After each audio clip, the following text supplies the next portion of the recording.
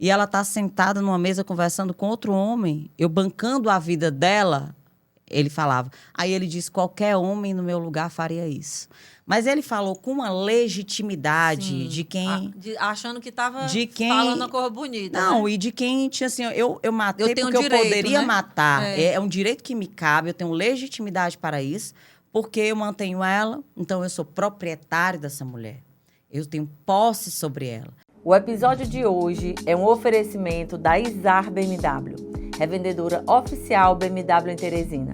Uma marca que acredita no poder das escolhas, da autonomia e do protagonismo feminino.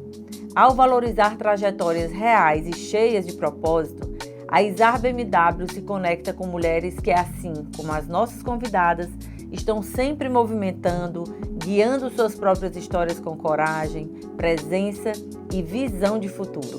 E se você quiser viver essa experiência de perto, é só apontar a câmera do seu celular para o QR Code na tela e agendar agora mesmo o seu test drive. Seu próximo passo pode começar com uma escolha poderosa. Olá, poderosa! Estamos iniciando mais um episódio do Elas Têm Poder Podcast. E hoje recebemos uma mulher que transformou a sua carreira em uma verdadeira missão de impacto social. A delegada Ana Melka Albuquerque é um dos nomes mais respeitados na segurança pública do Piauí e do Brasil. Reconhecida pelo seu trabalho incansável no enfrentamento à violência de gênero e na criação de estratégias para proteger e empoderar mulheres. Com uma trajetória marcada por liderança e resultados expressivos, Ana Melka já esteve à frente de delegacias especializadas, construiu projetos pioneiros e hoje ocupa cargos estratégicos que mostram como sensibilidade, firmeza e gestão podem andar juntas.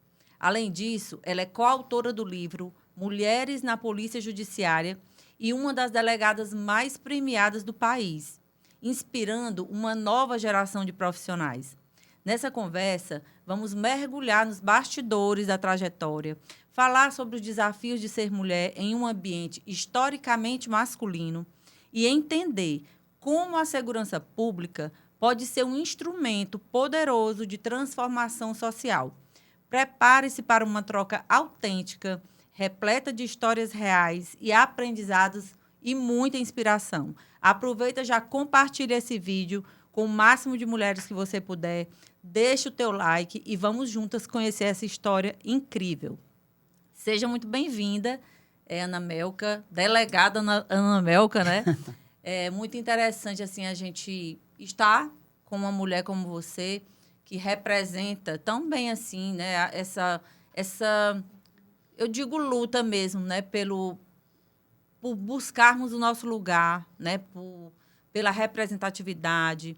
E aí eu estou super feliz aqui em poder te trazer aqui hoje uma mulher que a gente vê aí que é super atuante e tal, para contar para a gente um pouco da sua história, para a gente conversar sobre essa temática que é tão presente aí no nosso dia a dia, né? Que é, infelizmente, de violência contra a mulher, né? De tantas coisas que a gente vê aí na mídia. E aí a gente está aqui hoje para aprender muito com você.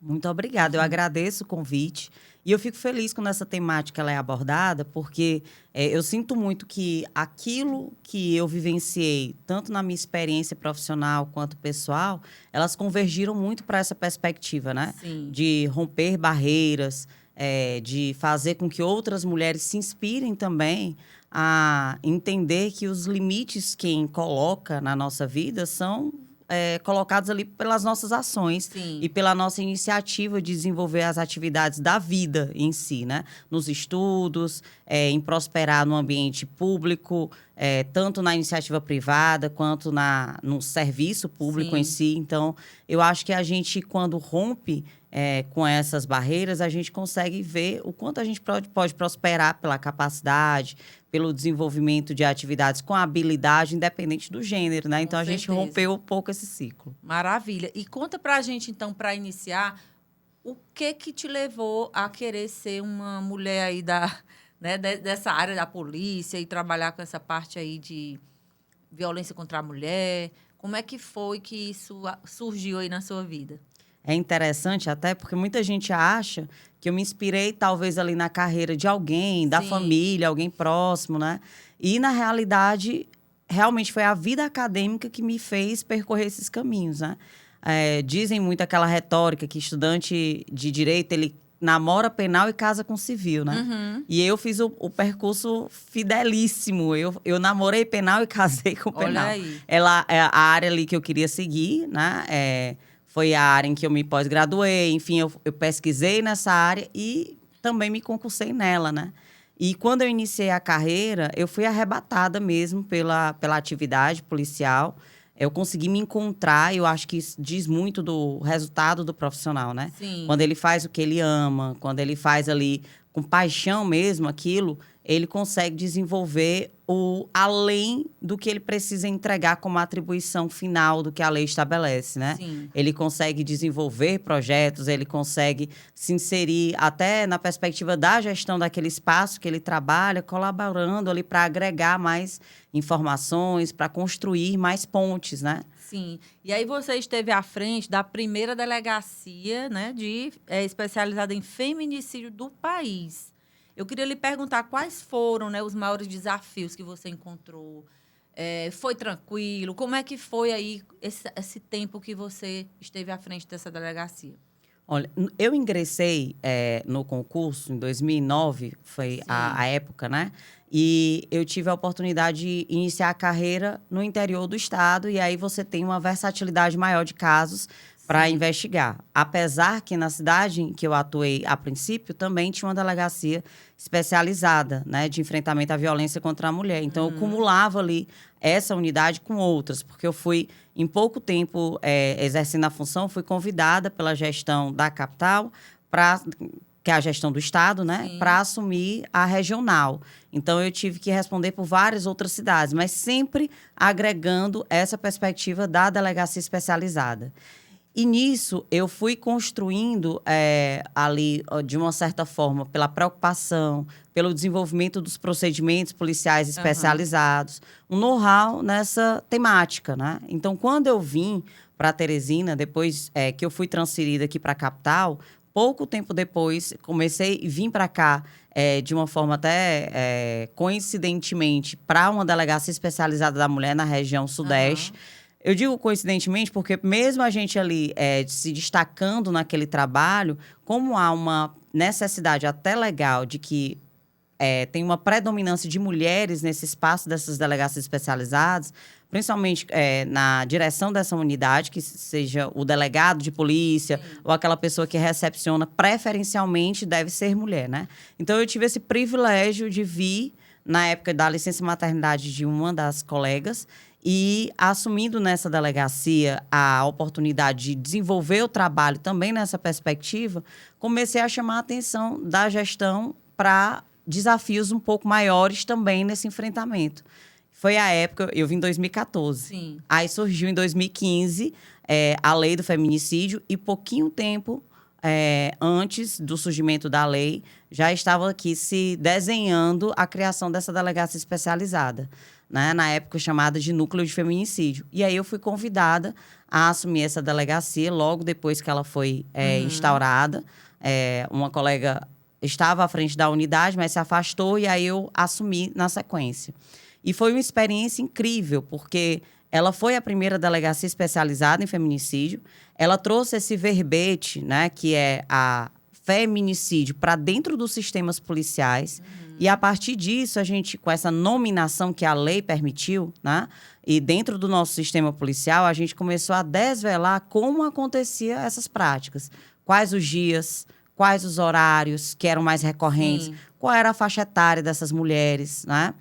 E a gente estava diante de uma situação desafiadora, porque era o início de uma unidade policial que precisava ser estruturada, que precisava de um protocolo específico de investigação. Em 2015, a gente teve, de forma paralela também, o lançamento pela ONU Mulher das diretrizes nacionais para investigar, processar e julgar as mortes violentas na perspectiva de gênero.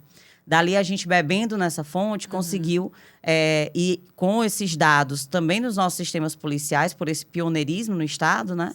A gente conseguiu fazer o desenho dessa metodologia investigatória do feminicídio E a gente foi, inclusive, premiada pelo Fórum Brasileiro de Segurança Pública, né? Em razão desse protocolo específico criado aqui. Fomos também o estado que primeiro apresentou o mapa do assassinato de mulheres, mostrando todas essas nuances específicas, porque esse olhar específico para a natureza desse crime faz com que a gente pense em política pública, porque os dados eles permitem isso, mais efetivas, né? Então, a gente começou de forma pioneira também, e isso ganhou uma repercussão nacional, né? Porque em outros estados passaram também a querer essa mesma estratégia para desenvolver em seus estados e fazer esse enfrentamento mais eficaz.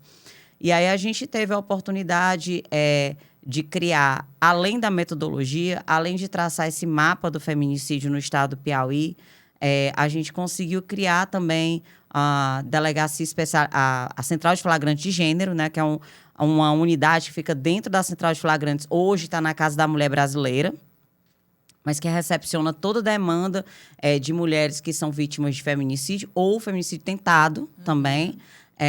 E o departamento especializado de atendimento à mulher, que hoje atende todos os grupos vulneráveis, mas ele foi criado nesse mote inicial de atender e de uma certa forma, gerenciar as políticas públicas nesse enfrentamento e também de interiorizar, que essa sempre foi uma preocupação da gente. Pois é, isso que eu estava pensando. Tudo isso que você falou, por exemplo, a mulher está lá no interior, acontece uma situação com ela. Ela tem que ligar para algum número que fica aqui na capital ou algumas cidades do interior já tem? Como é? Na realidade, a unidade policial que atua na cidade, ela tem que estar preparada, habilitada e ter conhecimento desse protocolo de atendimento à mulher em situação de violência e do protocolo de feminicídio, né? Então, a ideia sempre foi preparar os policiais para, em qualquer local que estivessem, fazer o acolhimento da demanda com qualidade. Essa é a forma de você estender. Muitos programas, eles conseguem alcançar o interior do estado, com eficácia plena, né? Hoje a gente tem o BO Fácil, né? Que qualquer pessoa pode fazer a denúncia de qualquer local, porque alcança o 190 também, que é o número da Polícia Militar, que em qualquer local é acionado por esse número. A gente tem o 180, que é um programa também federal, que também é alcançado em qualquer local. Então, e durante o desenvolvimento dessas políticas públicas de enfrentamento à violência contra a mulher, em especial o feminicídio, inclusive foi uma situação muito peculiar que eu atendi na delegacia. Na época, eu estava à frente da Delegacia da Mulher da Zona Sul e do Núcleo de Feminicídio, hoje Delegacia Especializada, né, Investigação de Feminicídios. E eu tive a oportunidade de ter contato com um pai que se recusava a fazer o registro da ocorrência, apesar de ter ido buscar apoio na delegacia, com receio do que podia acontecer com a família. Aquilo me afligiu tanto naquele dia, que eu fui para casa, porque a gente orientou que ele fizesse a denúncia pelo 180. É claro que esse formulário chega na delegacia com um lapso temporal ali razoável e a gente pode desenvolver a diligência para verificação da procedência da informação. E essa incursão policial naquele cenário crítico pode evitar, né, que aconteça uma situação mais grave como o feminicídio. Certo. Então, no caso, o pai é que foi denunciar exatamente. Que o namorado ou o marido da filha estava... O companheiro dela. Sim. E ele já é um senhor, né? E ele estava muito aflito. Aquela aflição, ele conseguiu passar para a gente na hora que ele verbalizava a situação toda, né? Mas não se recusou completamente a fazer qualquer anotação sobre o caso, porque ele colocava para a gente que o agressor era envolvido no tráfico também e imaginava que poderia haver uma retaliação contra a família inteira, né? E aquilo me deixou sensibilizada pela situação que eles passavam e pelo sentimento de impotência que a gente ficou diante de uma falta concreta de informações, né? Orientei que ele acessasse o canal do 180, sabia que essa informação um pouco depois poderia chegar até a delegacia, mas poderia não ser... Poderia ter sido mais rápido, né? Poderia... Não, e às vezes o formulário chega e a gente tem aquela dificuldade, por exemplo... de materializar o delito, por exemplo, fazem muitos dias que ela sofreu uma violência física, né? Às vezes ficou só a rubefação, que é aquela vermelhidão. Então, assim, um exame pericial já não vai capturar, vai ser só a fala da vítima, que é muito importante, que tem robustez probatória. Mas se a gente consegue unir essa fala a um laudo pericial, a gente tem uma condição melhor de fazer a garantia da reprimenda daquele agressor, né? Sim. Então, na situação aflita, fui para casa e eu lembro que eu estava no banho e pensando repetidamente naquele caso, e me veio a ideia de dizer, vou levar à gestão, né, à Secretaria de Segurança, a ideia, a sugestão de se criar um aplicativo onde a pessoa possa fazer a informação que chegue num monitoramento mais direto para as delegacias aqui do estado, mais rápido, né? Sim. Mais instantâneo, e a gente poder, sem se identificar, né, de forma sigilosa, a gente poder destacar a investigação. E aí surgiu o que muita gente conhece, desde 2017 ele existe, né? Que é o aplicativo Salve Maria. Sim. A partir dessa ideia. Ainda Funciona, ainda está. Inclusive, na época da pandemia, esse aplicativo ele foi referendado também quando a gente foi premiado pelo Fórum Brasileiro de Segurança Pública como práticas inovadoras no enfrentamento à violência contra a mulher. Utilizando já a parte da O que tecnologia, deixou a gente né? muito feliz, porque foi uma parceria da Secretaria de Segurança com a TI, totalmente público, né? O aplicativo foi desenvolvido e facilitou muito. E o que deixou a gente mais satisfeito com a criação do aplicativo foi que ele foi um canal muito utilizado. Eu lembro que teve um aumento de 30% da utilização desse aplicativo, mais que isso, no percentual, durante a pandemia. Porque, às vezes, a proximidade com os canais de denúncia, né, eram mais comprometidos. E aí, inclusive, a ONU sugeriu criação de mecanismos virtuais de denúncia, né? Porque antes eram só... as mulheres estavam indo até as farmácias. Né? Não, na época da pandemia, né? A estratégia era ir até as farmácias, aí teve aquela campanha do sinal vermelho, né? As estratégias foram criadas, mas aí teve essa recomendação. E a gente já tinha um mecanismo virtual aqui, para além do 180, né? Que foi criado por essa sensibilidade, que é o que eu falo. Quando a gente trabalha com amor, aquilo que a gente... Né? A gente termina criando estratégias, pensando em inovar e sentindo a dor do outro, né? Se sensibilizando. Teve algum caso, assim... Fora esse do pai, de uma mulher, de alguma coisa que você presenciou e que lhe marcou muito e que, de repente, lhe fez ter a certeza de que o seu trabalho realmente é esse, né? Que você vai prosseguir, enfim, que lhe motivou a continuar?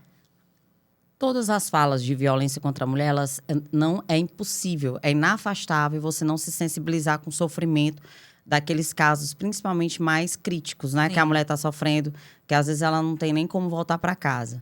Quando a gente vai para a investigação do feminicídio, isso é mais tocante ainda. Porque você vê uma banalização da vida humana feminina, não é? Porque a gente não deixa de traçar esse mote da misoginia, do ódio, do desprezo pelo feminino. E vários casos marcaram muito a minha vida pelo grau de violência, não é? Porque, inclusive, eu falo muito para as pessoas quando a gente está tratando, abordando essa temática de forma preventiva. Uma facada mata, né?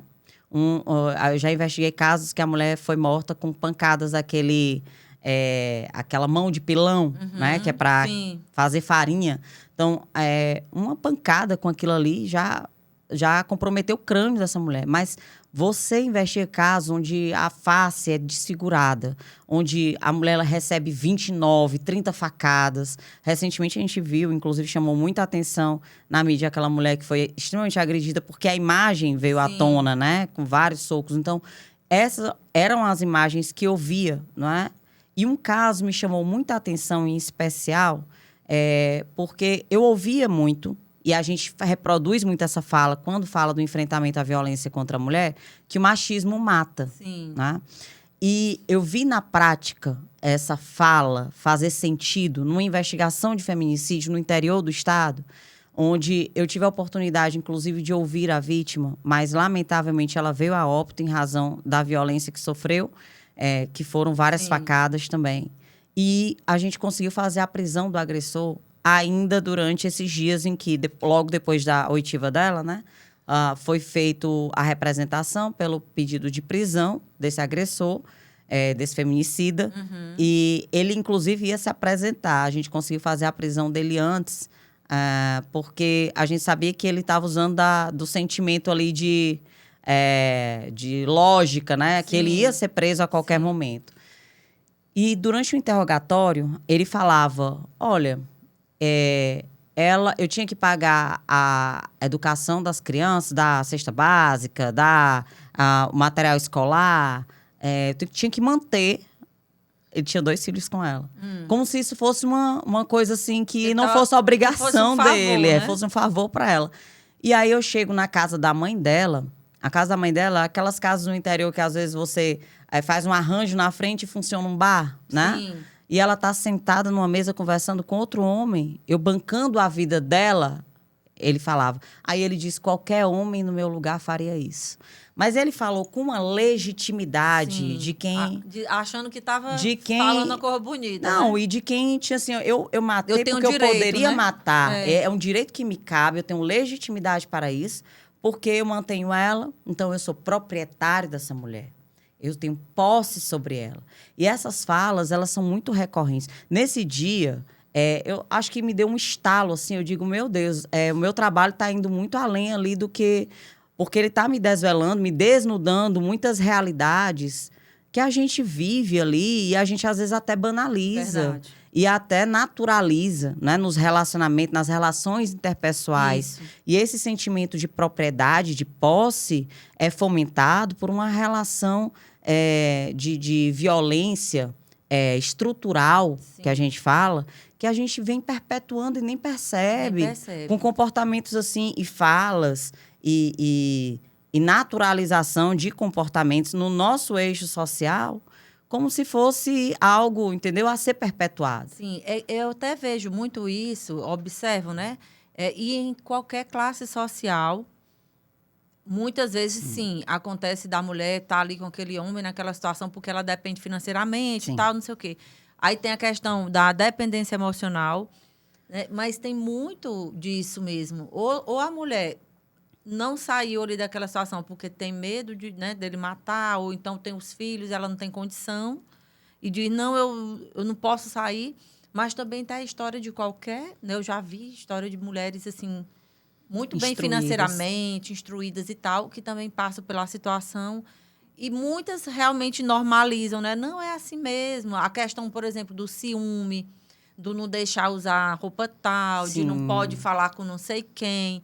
E é muito importante, eu queria agora, nesse momento, até que você já, dentro da sua experiência aí, deixasse aqui, né, para a nossa audiência, para as mulheres que estão nos assistindo, e até para os homens também que assistem, que sinais são esses que podem indicar, né, para essa mulher que ela está passando por um processo de violência ou vai já passar, né, no relacionamento. Assim, alguns sinais que possam, né, que a gente possa observar.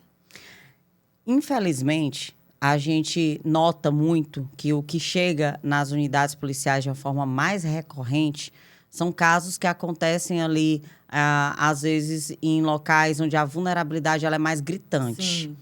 Mas isso não desconfigura o fato de que há muita subnotificação, porque muitos casos acontecem exatamente nesse perfil de mulheres que são instruídas. E isso, de uma certa forma, elas estarem no meio social mais abastado ou né, ter essa relação de dependência social ou emocional, porque eu também falo muito que nesse eixo da violência contra a mulher, tanto homens quanto mulheres, a gente está trabalhando muito o adoecimento das pessoas, né, que precisam cada vez mais ter um acompanhamento psicológico, Sim. né? Ou a própria família, né? Trabalhar muito essa perspectiva da mulher entender que ela não precisa se submeter a determinações por parte de ninguém. Essas são as nuances. E aí, entra muito na base daquilo que a gente vai falar, inclusive, do que muitas pessoas dizem, tantas leis, por que não está resolvendo? Entra nessa base. A gente precisa mudar essa configuração da visão das pessoas em face da violência contra a mulher. E aí, quando a gente entra na perspectiva das primeiras nuances, eu sempre gosto, quando eu falo também nesse viés preventivo, nas escolas, para jovens, eu falo, olha, as primeiras percepções são nos primeiros relacionamentos, ou no início do relacionamento, que a pessoa começa a nem se autodeterminar mais. Ela decide usar uma roupa X ou Y a partir da visão do parceiro. Às vezes ele nem verbaliza. aquelas espécies de regras, elas são impostas no início do relacionamento, como ele gosta, como ele quer, e a mulher com a tendência de absorver aquilo e já, não vou botar esse decote aqui, ele não vai gostar. Essa saia tá muito curta, ele já vai reclamar. Até o cabelo, né? Às vezes a mulher Cabelo, religião. Tem mulher que se sente na necessidade, ou às vezes na obrigação, de mudar de religião para seguir a mesma religião do parceiro. Ou deixar de ir à igreja porque ele não gostou do pastor, não gostou das... Mudar as companhias. Quando a pessoa se isola, já é um grande sinal. Né? Deixa de ir à casa dos familiares, deixa de andar com os colegas que andavam antes, as amigas, os amigos. Né? Tem que se afastar das pessoas mais próximas. Esse isolamento é uma característica muito clara. Essa falta de liberdade de decidir, né? O que vai vestir, como vai falar. O riso, né? Eu tive a oportunidade de ir a rincões do Estado, em trabalho junto à Secretaria de Política para as Mulheres, né? Onde a gente ia divulgar essa política preventiva. E eu vi mulheres bem humildes, assim, da zona mais... da zona rural, Entendi. digamos assim, Sim. né? E lá tinha um posto de saúde onde o agente de saúde era um homem. Aí, muitas mulheres com problemas de HPV, câncer no colo do útero, não podiam fazer nenhum tratamento preventivo ali para evitar que essa situação se agravasse. Por quê? Quem estava no posto de saúde era um agente de saúde homem e os maridos não permitiam. Entender que a autodeterminação, né, dizer se quer, se não quer, o consentimento na prática de uma relação sexual independe de você ser namorado, marido ou não ter relação nenhuma com aquela pessoa. Você que tem que dizer o que pode ou não acontecer com o seu corpo, né? Sim. Muita mulher não conhece a realidade do estupro marital e está passando por isso todos os dias. Isso aí é uma coisa interessante de se falar. Então, estupro marital, que até pouco tempo a gente nem ouvia falar nesse nome, né? Então, acontece muito, né? Da mulher... Ela entende que é uma contraprestação. Olha, eu estou em casa, eu cuido das crianças, faço os afazeres domésticos, ele vai para a rua para trazer como provedor, né? Aquela perspectiva dos papéis de gênero, que é o que preocupa muito a gente, essa disparidade, né? Ele é o provedor, o que tem o poder, o que estabelece as regras. Então, quando ele chega em casa, a minha contraprestação é servi-lo. É servir a comida, é deixar a casa limpa, os filhos educados e servi-lo mais tarde também, né? Nessa relação sexual que termina sendo, muitas vezes, ela não querendo, ela faz com esse pensamento da contraprestação. Como se diminuindo. Se fosse obrigada, também, né? se diminuindo também. Mas é isso que a gente se preocupa. Quando a gente cria os meninos desde muito cedo, eu sei que essa perspectiva vai mudando e quanto mais instruída a população vai ficando, melhor ainda. Mas quando a gente cria de muito cedo os meninos naquele pensamento, você vai ser o provedor, as regras da casa, não é? O homem da casa. Tem muita mãe que é machista, não é? Sim, que cria um filho para ser o macho e aquele bem, né? Com esse pensamento. E aí, o que acontece? Quando essas regras são impostas, aí voltando à história do início do relacionamento, no momento que ela é descumprida, quando a regra é imposta e ela é descumprida, tem um castigo. Sim. O castigo, gente, é exatamente a prática do crime, né? Que é quando ele vem e diz, vai sair desse jeito com essa roupa igual uma... Né? E aí começa a adjetivação pejorativa, a atribuição de fato pejorativo, tudo aquilo que macula a honra da mulher, e ela se sente mal por ouvir, né? E ela termina se orientando pelo que ela já sabe que ele vai querer para que não tenha essa punição. Porque no pensamento a dinâmica dos fatos acontece muito nesse viés, né? Isso me preocupa muito.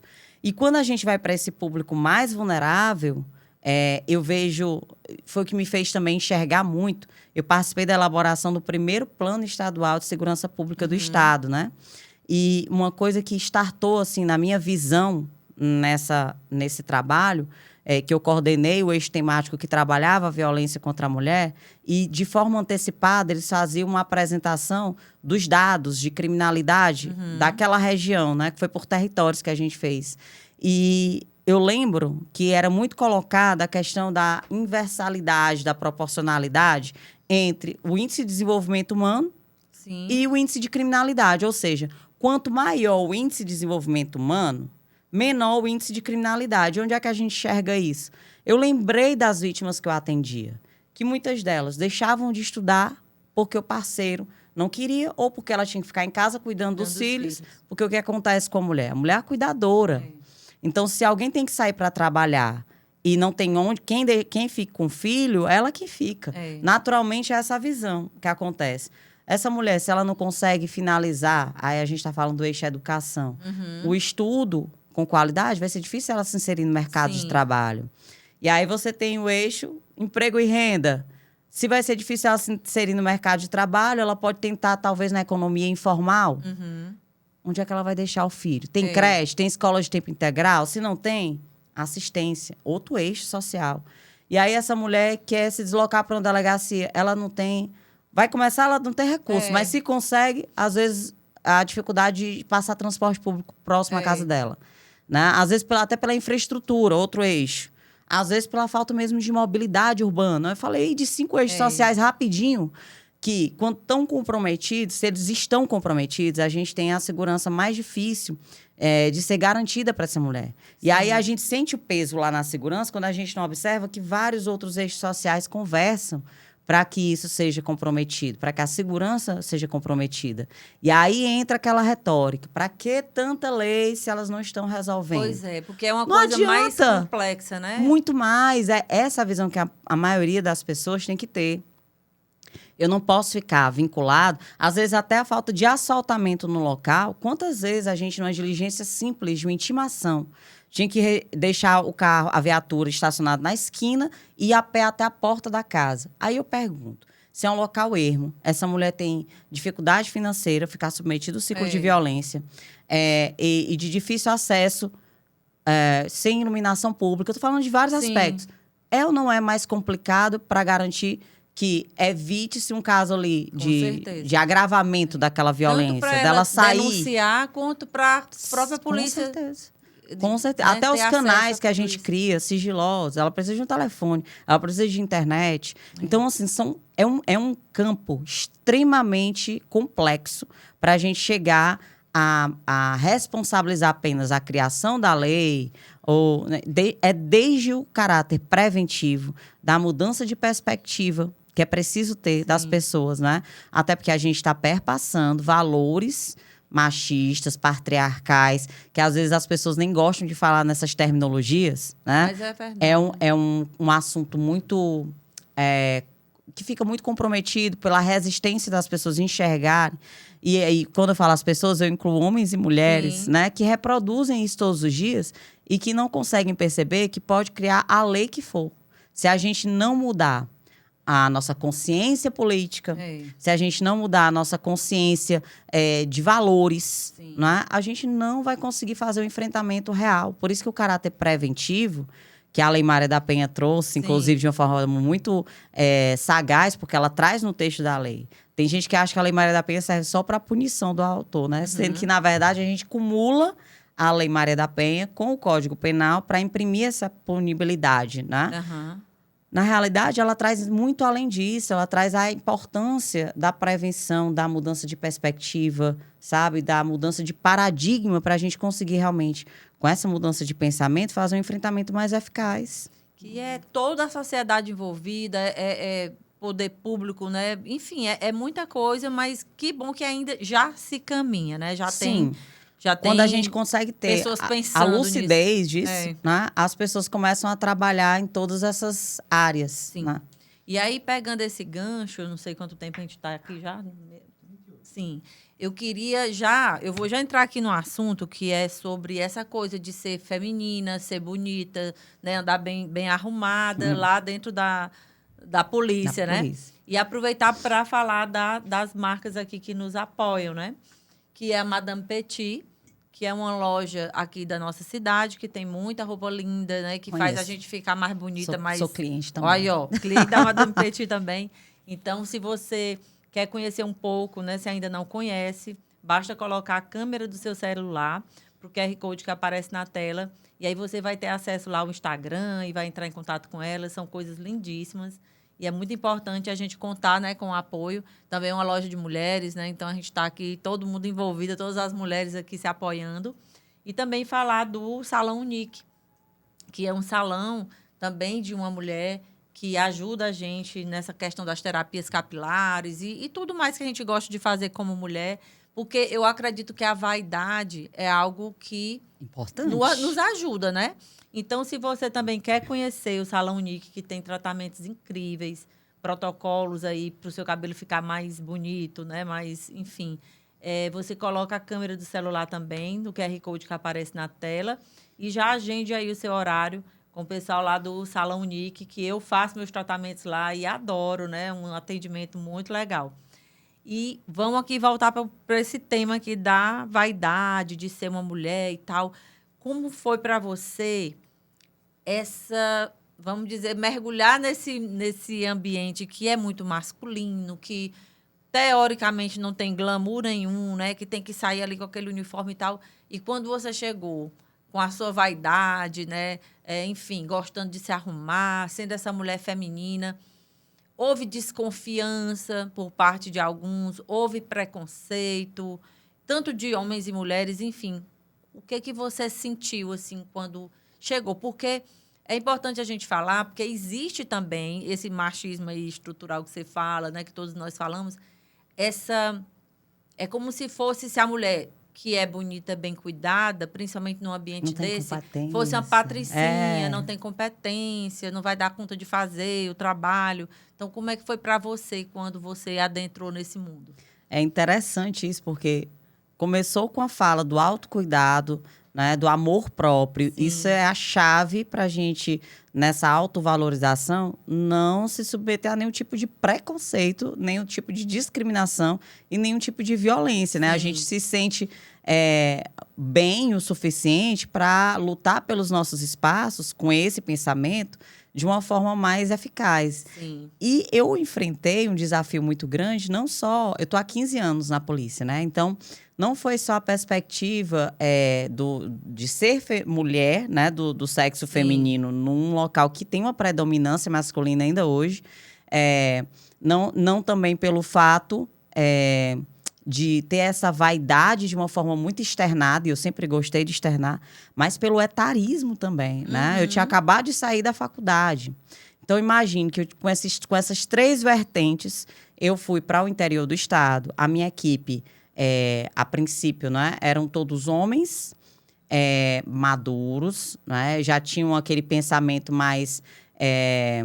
estabelecido ali socialmente do que, né? E entendendo a figura da pessoa que entra na polícia, né? Tendo uma imagem...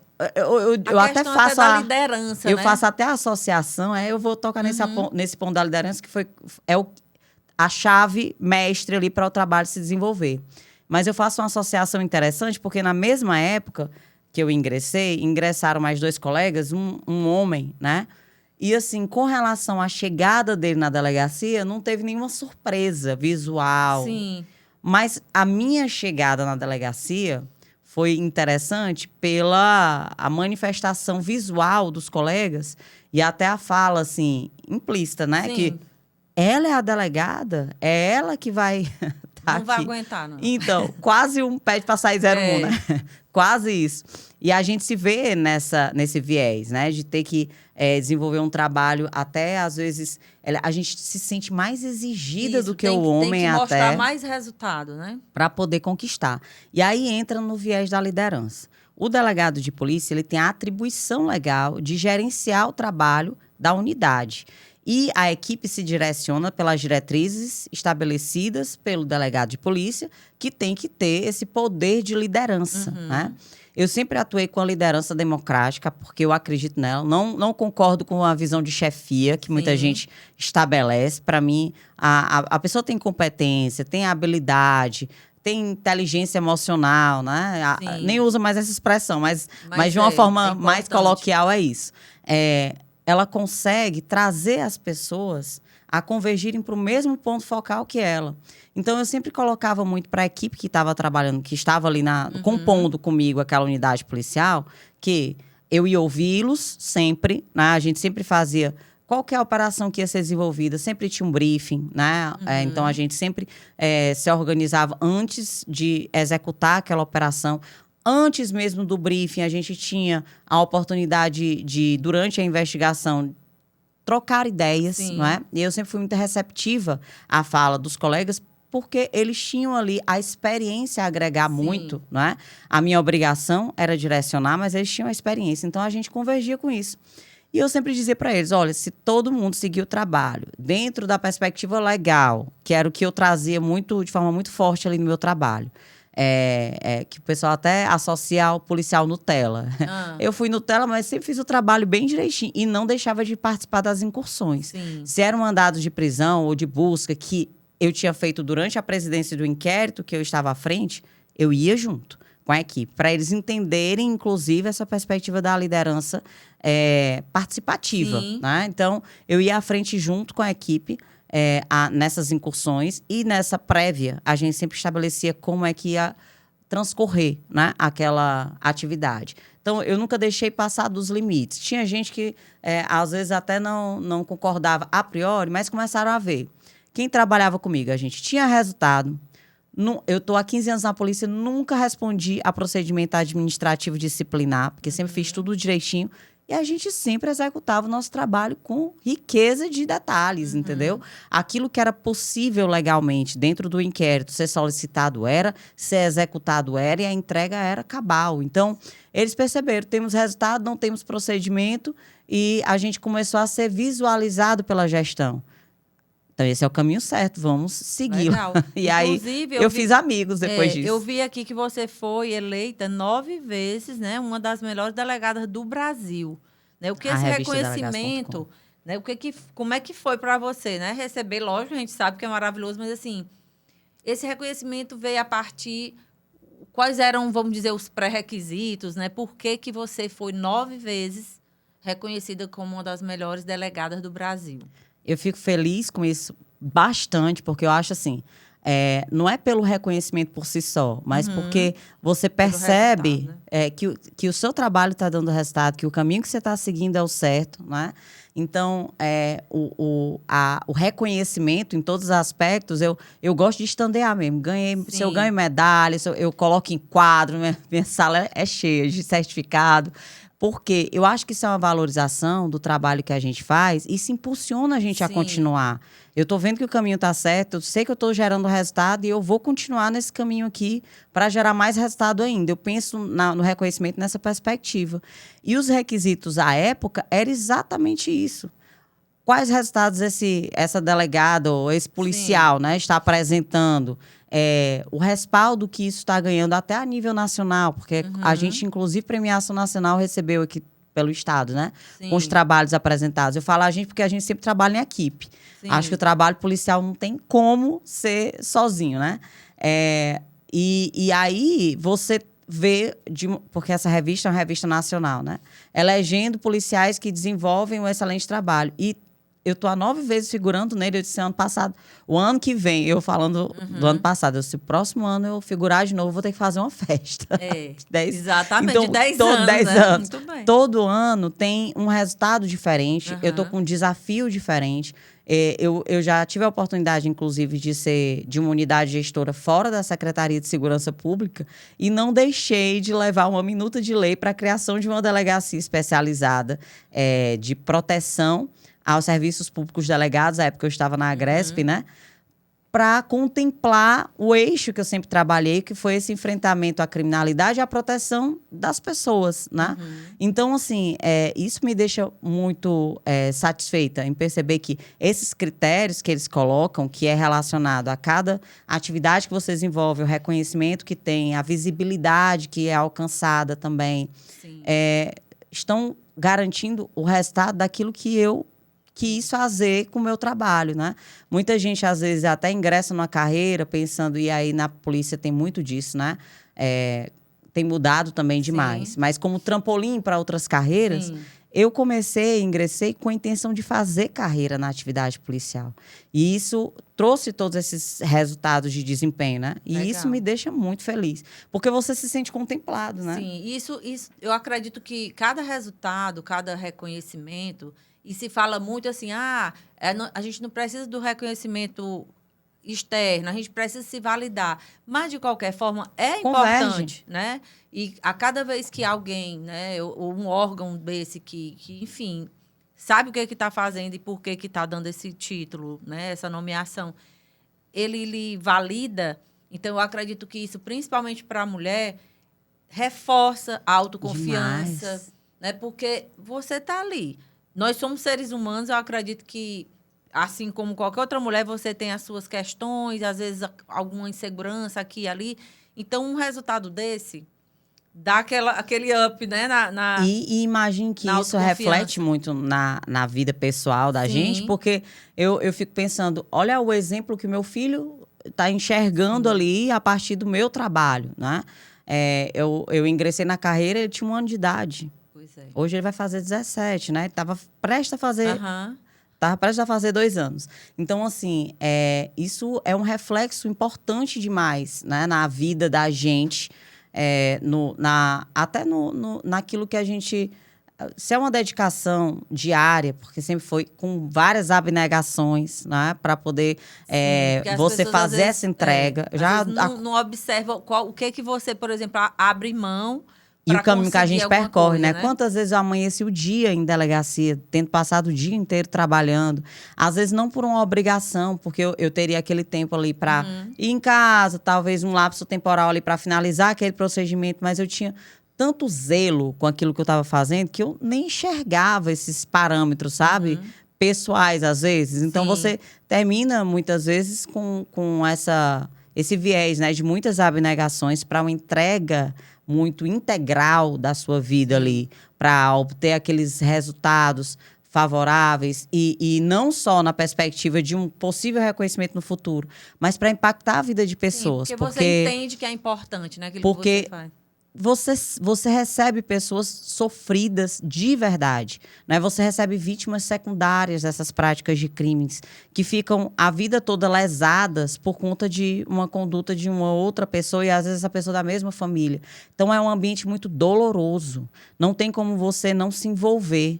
E como é que eu poderia me envolver? Porque você não afasta a sua subjetividade quando você vai investigar um caso desse ou vai desenvolver um trabalho como esse.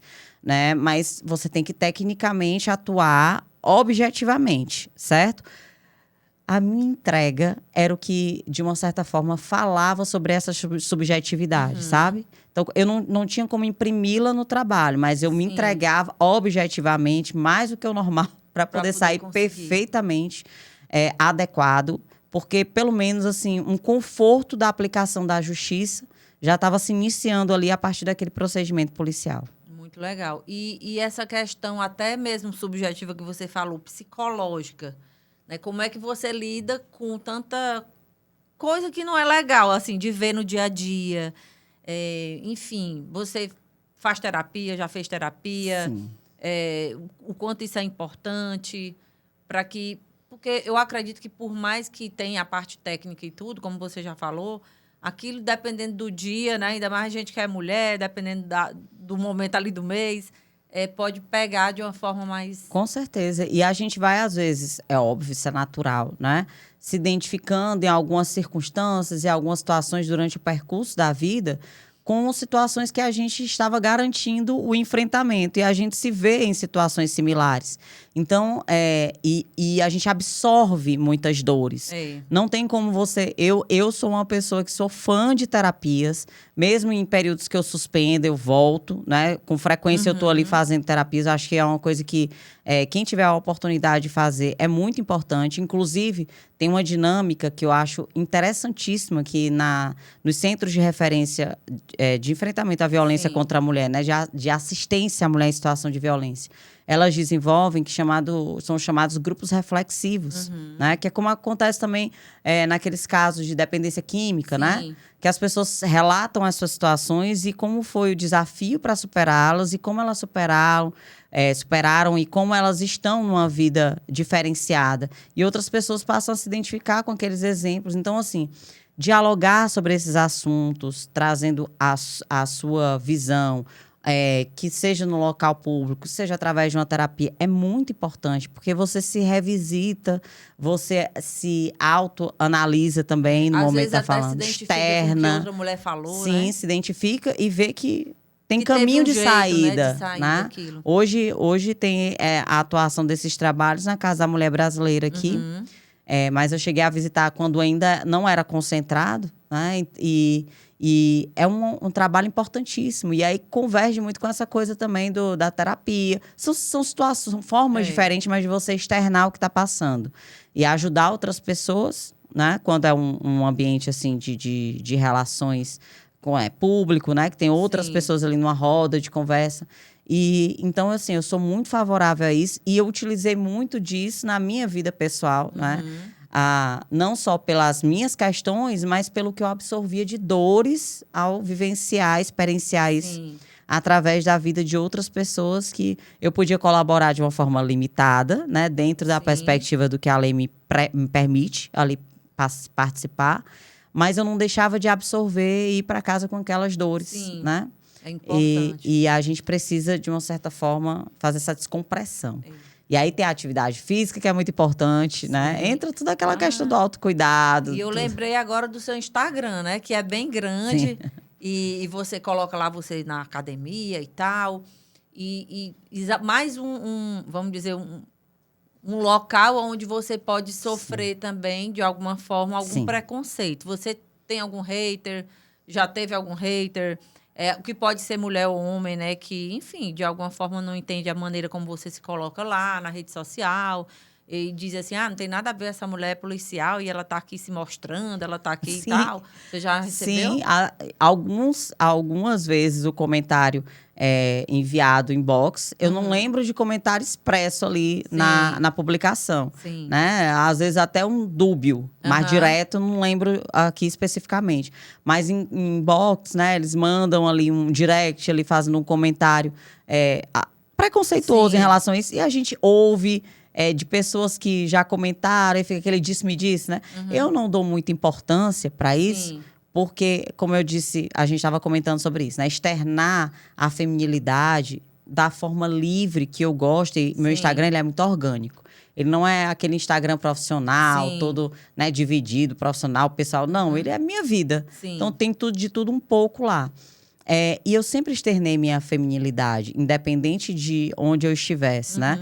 Claro que tem locais, eu não vou né, não vai usar roupa de academia. Mas de roupa de academia. O que me permite ainda um cabelo... Eu ia para as operações, eu estava 3 horas da manhã no briefing com a equipe toda e várias unidades policiais, às vezes, que é aquelas grandes operações, né? Onde participam várias unidades juntas. E eu estava lá com meu cabelo, às vezes, no babyliss, maquiada. Isso não afeta o desenvolvimento do trabalho. Isso não tira a sua credibilidade, Claro que não. E eu nunca me senti, e isso eu posso falar com propriedade. Na execução do meu trabalho, eu nunca fui, de uma certa forma, atingida diretamente, né, com alguma fala preconceituosa ou com algum comportamento desacreditado no meu trabalho ou na eficiência ali da execução do ato, pela minha manifestação em rede social, pela minha manifestação pessoal, né, dessa feminilidade. Graças a Deus, não, porque se precisasse, eu seria enfática também em garantir ali um rechaçamento a esse comentário, essa conduta. Mas não aconteceu, né? Então, assim, à frente de trabalhos, eu não senti nada de retaliação em relação a isso. O que é muito importante. É muito importante, até porque a gente sente uma quebra de tabu. Acredito que eles percebam a sua qualificação, né? Vamos dizer, a propriedade com que você faz ali o seu trabalho. E isso gera respeito, né? Isso, acredito a credibilidade, nisso. Né? Vem junto. Você ser enfático, saber o que está fazendo, se posicionar de uma forma correta ali no ambiente de trabalho, isso aí eu acho que o fato de externar a feminilidade não rompe a barreira, entendeu? Aliás, a gente rompe a barreira do preconceito e não rompe a barreira do ético, do que tem que ser feito, do que objetivamente é exigido no seu trabalho. E me diga uma coisa, com relação aos seus próprios relacionamentos. Hoje você é casada, não é isso? Isso. E antes de ser casada, sei lá, quando namorava, você era já policial? Sim. E aí? Não, eu fui casada por 14 anos. Quando eu conheci, eu era estudante ainda, né? E passei 18 anos nesse relacionamento. E aí, depois, fiquei solteira por um tempo, uns 3 anos, e aí casei novamente. Porque eu gosto dessa vida, de uma célula, né? De construir o relacionamento ali numa célula. Eu ia perguntar assim, se os homens têm medo de se relacionar com uma mulher que trabalha na polícia, que, enfim, se isso gera uma certa barreira. Eu acho que nem só nos relacionamentos amorosos, né? A das pessoas se aproximarem para conversar. Tem esse distanciamento, essa preocupação quando sabem, né? Sim. Mas eu digo em todas as relações de qualquer coisa que eu faço, de relação interpessoal, quando as pessoas conhecem, e às vezes até sabem do impacto do trabalho desenvolvido, já tem aquele pé atrás, né? É como se fosse um freio moral para o que vai falar naquela mesa. Tem que ter cuidado, né? Como vai se comportar. Mas, assim, não que eu exija isso, né? A gente termina impondo exatamente pela questão da postura, né? Verdade. Pelo padrão de comportamento. Eu acho que tudo isso fala por nós. Sim. Quando a gente age dessa forma. É por isso que eu sempre... quando lido com mulheres que às vezes ponderam sobre isso, né? Porque eu preciso fazer isso, mas aí eu fico desacreditada. É um padrão. Se você tiver uma postura e um padrão de comportamento que te credibilize, as pessoas elas vão se sentir mais intimidadas em fazer qualquer tipo de manifestação que deixe alguma dúvida em relação ao seu caráter, ao seu comportamento, entendeu? Muito pelo contrário, se constrói uma base de credibilidade importantíssima para qualquer coisa que você vai desenvolver na sua vida, até um relacionamento. Legal. Então, uma mulher que hoje, por exemplo, de repente esteja pensando em entrar nessa carreira, né? O que olhando para trás, né, nesse tempo todo que você já está há 15 anos, não é isso? 15 anos. O que você diria para ela assim que é essencial? Quando ela, eu estou querendo entrar, fazer um concurso, sei lá. Eu sempre falo para as meninas acreditarem no seu potencial, principalmente. Os homens, eles já parece que nascem com essa orientação, né? De crença, de empoderamento, que é uma palavra que as pessoas não gostam de usar. Mas as meninas, elas têm que passar por um processo de entender que são capazes, angariar conhecimentos e saber lidar com eles de forma eficiente vai garantir que elas consigam alcançar os resultados que pretendem, né?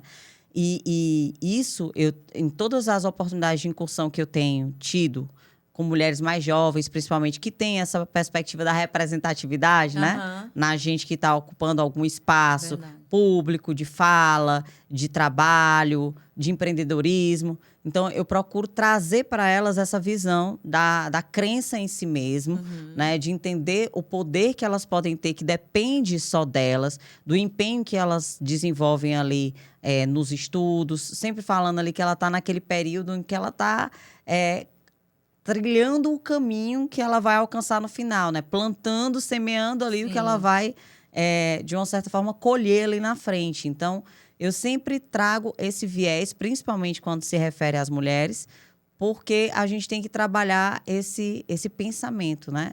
Do poder. Sim, desse verdadeiro poder, né? Que de acreditar no seu potencial. Porque essa crença pessoal... Porque você pode ter um pai, a mãe, ela lhe dando força, se empenhando, acreditando no seu potencial. Eu tive esse privilégio, né? Meu pai e minha mãe me criaram com esse viés, os dois ali, acreditando no que a gente... São 3 filhos, 2 mulheres e um homem, né? Mas a gente foi criado nessa linha tênue, os 3, de... Olha, vai depender de vocês. Eu estou dando aqui os meios, os canais para vocês alcançarem os bons resultados, independente do gênero. Então, eu achei isso muito interessante. Mas nem todo mundo, às vezes, tem essa oportunidade, né? E a primeira pessoa que tem que acreditar em você é você mesmo, né? Então, eu falo principalmente para as meninas isso, para descredibilizar ali quem não traz esse discurso, né? Essas falas retóricas que parecem ser falaciosas. Lugar de mulher onde eu quiser. Sim. Isso é importantíssimo, porque é verdade, né? E a gente ainda tem que desmistificar muito. Se a gente for olhar questões de percentuais, espaço da política, mulher ainda está muito pouco, com muito pouco representatividade. Mulheres que desenvolvem a mesma atividade, o IBGE traz dados, ainda ganha menos do que os homens, né? Isso não é uma questão de de fala apenas. Isso é uma questão de dados, né? E é em todas as áreas, né? Isso. Se você for ver, eu estava observando esses dias, até em podcast. Tem Menos muito mais homem fazendo podcast do que mulheres. E aí eu fico, meu Deus, mas aí eu acredito que entra essa questão da síndrome da impostora, da mulher Sim, ainda demais. não se achar boa o suficiente para estar na frente, vamos dizer, de uma começa câmera. Tudo com acreditar. Né? Com esse acreditar que você está falando no seu aí. potencial. E que é muito importante. Você dá porque palestras também em colégios, né? Para meninas e tudo. Vão nas faculdades. Né? É uma atividade, digamos que é uma função social da polícia, Sim. né? A gente sempre participa de eventos de caráter preventivo. E a própria Polícia Civil tem um projeto que é o Papo com a PC, que leva profissionais da segurança para as escolas para falar de temáticas específicas relacionadas ao bullying, né? A questão da violência contra a mulher, a questão do assédio. Então, são temáticas que são muito abordadas por esses policiais que vão, né? As delegados, delegadas, oficiais, investigadores que vão até essas unidades para falar dessas temáticas e orientar também, porque além do caráter preventivo, a gente tem o viés também do exercício da cidadania, que é saber os seus direitos e deveres e ter a oportunidade ali de garantir a execução deles, né? Me diga uma coisa, se você pudesse dizer assim para uma mulher se proteger, né? Qual é uma coisa assim que a gente já falou em alguns sinais, mas assim, uma coisa que ela não pode aceitar de jeito nenhum no relacionamento. Pode ser uma menina jovem que está começando um namoro, pode ser uma mulher mais madura, pode ser uma que está trabalhando, sei lá, uma que tem condição financeira, mas também está lá passando. O que é algo que é inadmissível no seu ponto de vista, que uma mulher aceite dentro de um relacionamento para não vir a sofrer coisas piores depois. Qualquer coisa que tire a sua liberdade. Qualquer coisa. Né? Não acredite, e que tire o seu amor próprio, que comprometa o seu amor próprio. Então, se é uma coisa que está gerando, se é um relacionamento que está gerando um desconforto, que está fazendo você repensar o que você faria naturalmente, né? Se está gerando algum tipo de preocupação, de tensão, você já está diante ali de um relacionamento abusivo. Então, você precisa ter essa liberdade. Claro que uma liberdade dentro daqueles parâmetros morais, a gente fala, não é? Sim. Você está num relacionamento, óbvio que existem aquelas... acordos, né? Conversas que são exatamente, que são mediante acordos, são estabelecidos mediante acordos, mas nada que possa comprometer a sua autodeterminação, a sua liberdade, e principalmente se você tiver metas a serem alcançadas, né? Sonhos, objetivos que são ali de vida, você não de forma nenhuma, né? Abrir mão para manter um relacionamento, né? Porque você não tem que deixar de viver um sonho, uma perspectiva, principalmente profissional, né? De realização, que vai lhe garantir ali uma frustração futura, talvez. Verdade. Porque ou desacreditou em você. Então, alguém que faz você desacreditar em você, alguém que lhe impõe limites. Já não é uma pessoa boa para a gente ter do lado, já né? Começa a... E você perceber também... como é a relação dessa pessoa com outras pessoas. Eu sempre falo da importância do padrão de comportamento. Né? Geralmente, o agressor, ele vem de uma realidade, às vezes uma família disfuncional, às vezes não. Mas ele tem um comportamento disfuncional dentro daquele ambiente, né? Um comportamento mais agressivo. E isso é um padrão de comportamento que se repete. Então, você percebeu isso a princípio, é melhor não se envolver, porque a chance de ter um insucesso futuramente é muito grande. E quando você perceber, é força para sair da situação. E essa força, às vezes, você não consegue sozinho. Isso é muito importante também ser falado. Por isso que a gente trabalha muito no fortalecimento das mulheres. Porque muitas vezes você tem que ter um amparo junto às pessoas que estão ali na sua rede para conseguir sair da situação. E acreditar no seu potencial. Eu me considero uma pessoa extremamente antifrágil. Que é aquela que não é só resiliente, que é superar as dificuldades. Eu criei oportunidades em muitas situações dificílimas que eu passei na minha vida. Então, eu acho que é dessa forma que a gente consegue prosperar na vida, sabe? Acreditando tanto no nosso potencial e mulheres principalmente, porque às vezes essa força tem que vir da gente mesmo, né? E construir situações em cima das dificuldades que você está passando. Não é só superar elas. Aproveitar para para fazer algo crescer. maior, É pra ser crescer. fênix. É verdade. É ser fênix mesmo. Muito bom, é isso mesmo. Então, mulheres, ó, vocês que estão aí assistindo, se estão gostando desse bate-papo, aproveita, já compartilha, deixa teu comentário aí, é importante. Se tem alguma dúvida, se passou por alguma situação, né, e queira lá colocar, é importante porque a gente vai se comunicando, né, e vai tentando aqui de alguma forma também ajudar. Então, esse podcast, um podcast como esse aqui, é muito importante que todas nós aqui, mulheres e homens também, assistam. Então, te inscreve no canal para que mais pessoas possam ver. Tudo isso, eu digo que é um trabalho em equipe, como você faz lá na sua equipe, né? Aqui a gente você veio, né, para contribuir com a gente. E elas que estão do outro lado, como é que contribui? Clicando, né? Compartilhando. Porque aí essa mensagem chega mais longe. Multiplica. É muito importante. E uma coisa que eu sempre falo nessas atividades em que a gente tem a oportunidade de falar sobre a importância, né, de enfrentar a violência contra a mulher, de representatividade, é que cada pessoa que ali participa, e aí, como você bem colocou, homens também, porque eles precisam desmistificar muito. É importante eles escutarem essas coisas e desmistificarem muito desses preconceitos já, né, estabelecidos socialmente, porque a gente precisa que existam multiplicadores, que são agentes sociais ali que reverberam, né, aquilo que a gente acha que é importante que as outras pessoas escutem, porque aí o rompimento termina acontecendo ali por essa multiplicação. Então, isso é muito importante. E me diga uma coisa, que legado, né, você quer deixar? Todos nós, eu acredito que a gente ganha aí dons e talentos, que é o poder que a gente fala aqui, né, que Deus nos dá.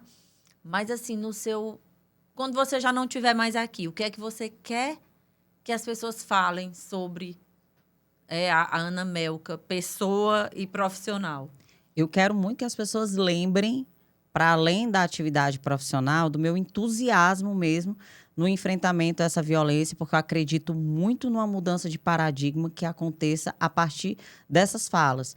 De mulheres que ganham, de uma certa forma, notoriedade, seja pelo trabalho que desenvolvem no ambiente público ou no ambiente privado, na iniciativa privada que eu falo, mas conseguir tocar o coração das pessoas. Ser lembrada por situações em que eu atuei, mesmo que de forma institucional, mas impactando em vidas de uma forma efetiva, né? Trazendo conforto ou trazendo até uma situação de impedir o pior acontecer naquele cenário. Então, eu quero deixar, nesse percurso todo de vida, essa mensagem, né, de que uma mulher, mesmo no ambiente mais inóspito que possa parecer, que é muito... uma situação muito complexa, por ser uma atuação na segurança pública, onde a atuação policial por muito tempo foi mais descredibilizada. Tem mudado, graças a Deus, o parâmetro, mas ainda é muito inferior à quantidade de atuação masculina, né? A efetividade dos homens no espaço, principalmente de direcionamento, de gestão. Então, quebrar essa barreira, né? Romper com esses parâmetros anteriores e deixar essa marca vai fazer com que várias outras meninas, né, que queiram alcançar esses espaços também acreditem que é possível, independente da forma que elas externarem a sua feminilidade, né? Independente da forma que elas encararem a vida, mas tendo compromisso com alguma atividade específica, né? E aí eu falo muito porque, para além da segurança pública, eu tenho esse entusiasmo no enfrentamento à violência contra a mulher. Então, se isso é abraçado por uma mulher, porque a gente sente na pele a dor dessas situações, né? A gente tem a possibilidade de uma forma mais lúcida passar o que deve ser observado para ser enfrentado, né? Então, eu quero deixar essa mensagem, esse impacto de vida, assim, para que outras mulheres sigam esse percurso também. Outras mulheres se espelhem aí na sua história, né? Na sua coragem de ter... E de sair daquele do cenário... padrão, né? Não, e do cenário só de entregar aquilo que é estabelecido por lei ali, do trabalho propriamente dito. Você perceber que você pode criar situações para melhorar ainda a vida de outras pessoas, especificamente nessa tangente aqui, a vida de mulheres, né? Ana Melka, e o que para você é uma mulher poderosa? Se você fosse definir aí? Eu acho que toda mulher que consegue impactar, né, e mudar a vida de outras pessoas, de famílias, através do seu trabalho, através da fala, através de um posicionamento, é uma mulher poderosa, né? O poder de balançar as estruturas do que teoricamente seria o regular, mas que não está funcionando da forma que deve. Sim. Então, eu acho que o poder, ele figura aí, né? Nessa capacidade. Porque, às vezes, você usa o pequeno espaço que você tem e consegue reverberar uma informação para várias fronteiras, né? Para alcançar várias outras fronteiras. E isso é muito difícil. Não é uma coisa fácil de fazer. Tem que ter muita coragem também. Não é fácil você encarar essa situação assim...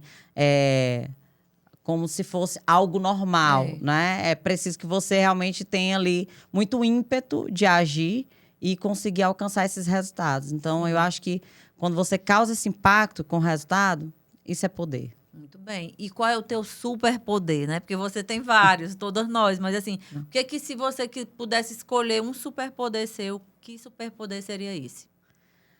Eu acredito que é o poder do convencimento, da persuasão, né? Da fala. Eu acredito que a partir dessa visão que eu tenho da vida, em muitos aspectos, e como eu consigo transmitir muitas vezes, eu consigo convencer a gente fazer caminhos que vão prosperar para o bem, né? Então, eu entendo que esse poder de persuasão e de lucidez também daquilo que me cerca me fez alcançar muitos resultados importantes, me fez impactar a vida de muitas pessoas positivamente e me fez também entusiasmar muitas outras que não acreditavam, talvez, ali naquele trabalho, naquele viés, a engajarem também numa luta que é em defesa da mulher, né? Sim. Porque termina sendo uma haste ali que eu tenha, né, sustentado por muito tempo, continuo, para qualquer lugar que eu vou.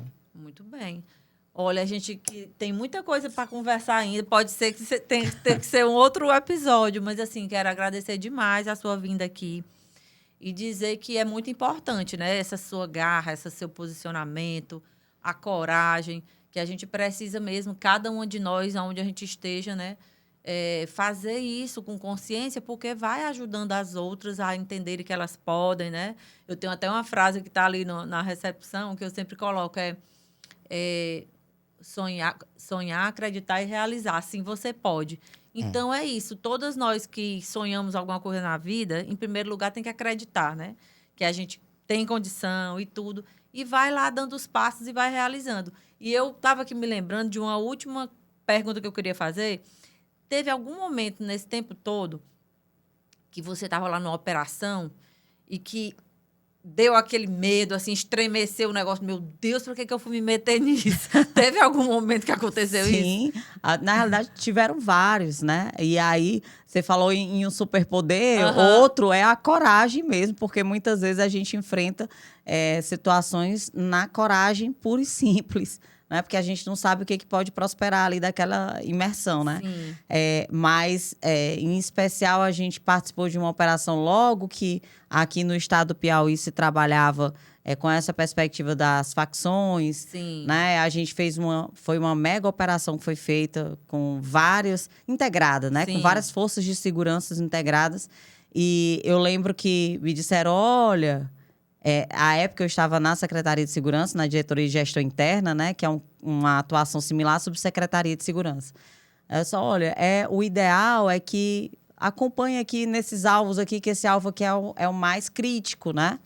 E eu não me intimidei por essa fala. Mas, quando a gente fazia o percurso para essa imersão policial, eu lembro de ter ficado realmente bastante preocupada com essa incursão. E ali tive muito medo. A gente fica com muitas dúvidas, né? Sim. Porque a gente não sabe o que espera, né? A dinâmica exige uma atenção redobrada, né? Porque a gente já sabe que o alvo, já do briefing, que o alvo é muito crítico, né? Que a gente pode ter ali uma repercussão mais severa.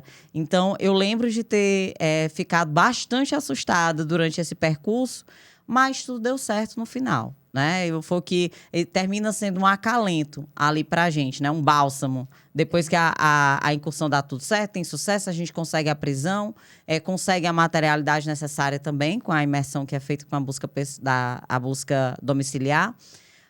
E também estava junto a uma equipe enorme, né? Extremamente técnica, todo mundo muito preparado. Mas o antes, porque a gente não sabe o que nos espera e a gente sabe que o efeito e o elemento surpresa, né? Ele pode mudar todo... Sim. Pode gerar cenário, danos colaterais, né? Pode gerar toda uma mudança de cenário. Então, gera muito medo. E em situações mais críticas, e essa talvez tenha sido a mais crítica que eu participei, eu realmente fiquei muito assustada ali naquele percurso, né? Tive que ter muita coragem. Aí depois foi com medo Não, mesmo, aí né? depois a gente vai com medo mesmo. e dá certo. Muito dá bem. certo. A coragem é um superpoder, né? É muito. E nessa atividade, eu até costumo dizer, não romantizem. Quem quer ingressar na atividade policial não pode romantizar, não é tudo perfeito. Não é tudo bonito daquele não, jeito, né? existem incidentes. Eu conheci, infelizmente, tive colegas extremamente técnicos, inclusive instrutores da Academia de Polícia, onde eu atuo hoje como diretora, que são instrutores das disciplinas mais específicas, como a AMT, que é armamento e tiro, né? Que ensinam técnicas de incursão, de fatiamento e tudo. E, infelizmente, em imersões policiais, perderam a vida. Pois né? é. Então, assim, é uma atividade que tem muita periculosidade, sim. Né? O elemento periculosidade é muito recorrente. A gente tem a tensão, aquela adrenalina... Sim. Na hora, principalmente dessas atuações mais dinâmicas da atividade, porque é uma atividade híbrida, você também tem a parte jurídica, que você fica no gabinete, mas tem essa parte policial prática ali, mais ostensiva, né? Então, não romantizar, mas acreditar no seu potencial. Porque eu sempre falo para as meninas, eu sou uma mulher, eu ingressei muito jovem na carreira, eu já tinha filho, né? Então, nada disso e nenhuma condição biológica e nem de gênero foi impeditiva para eu desenvolver um bom trabalho e ganhar destaque e notoriedade. Então, todas as mulheres que acreditam no seu potencial, elas vão conseguir desenvolver dessa forma, com esse poder, nos seus espaços escolhidos. Muito importante. Gente, é tanta história. Eu terminei não falando de algumas outras coisas que eu queria falar, mas o tempo está esgotado aqui. Eu queria mais uma vez lhe agradecer. Se você quiser deixar um recado final, sei lá. Por exemplo, recentemente a gente teve um crime aqui bem, né, sério também, e que termina abalando todo mundo, né? As mulheres ficam muito apreensivas. Sei lá, deixa o seu recado aí, que a gente já vai finalizar de verdade aqui. Faz hora que eu digo que vou finalizar, mas por mim eu ficava aqui mais conversando. O importante é a gente falar desses assuntos. Bom, com relação a esses fatos que acontecem, esse que aconteceu, né? Inclusive, com uma mulher que atuava no cenário que é de segurança, né? Que a tendência, inclusive, agora com as alterações legais, é que a Guarda Municipal ela faça parte do 144 da Constituição, ou seja, faça parte de uma força de segurança. Essa é uma tendência real. E aí, mas ela já atua, né? A guarda já atua nessas imersões policiais. É muito importante a gente observar que, independente do cenário em que a mulher esteja, ela pode estar sujeita a uma prática de violência. E mais crítica, que é a ponta do iceberg que a gente fala, que é o feminicídio. Então, casos como esse fazem a gente trazer lições importantes como... observar as sinalizações de qualquer situação de violência, não se calar, nem imaginar que aquilo não possa prosperar para algo mais grave.